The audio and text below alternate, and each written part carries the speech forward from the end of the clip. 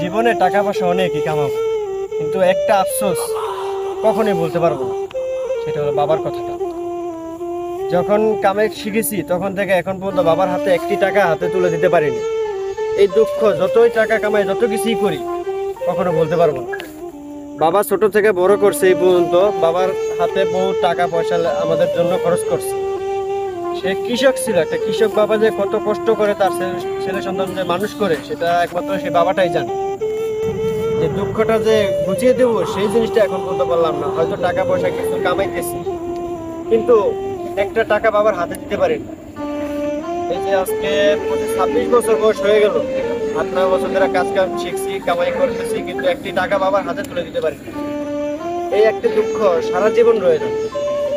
এখন হয়তো অনেক টাকাই কামাই, মাসে 30-40 হাজার টাকা কামাই, কিন্তু দুঃখ একটাই, বাবার হাতে টাকাটা এখনো তুলে দিতে পারিনি। এই দুঃখ নিয়ে সারা জীবন কাটাতে হবে। আল্লাহ না করুক বাবা যতদিন বেঁচে আছে বাবার সুখে শান্তিতে সবকিছুতেই সহায় হোক, কিন্তু বাবাকে জড়িয়ে ধরে বলতে পারবো না বাবা আমি তোমাকে খুব ভালোবাসি। এটা এখন পর্যন্ত বলতেই পারলাম, বয়সটা তো কম হলো না, কিন্তু বলতে পারলাম। বাবা বৃদ্ধ হয়ে গেছে, অলরেডি বয়স প্রায় 60+ হয়ে গেছে, কিন্তু বাবাকে কোনোদিন বলতে পারিনি বাবা তোমাকে ভালোবাসি। এই দুঃখটা সারা জীবন রয়ে যাবে। কতদিন দেখবি না তোমার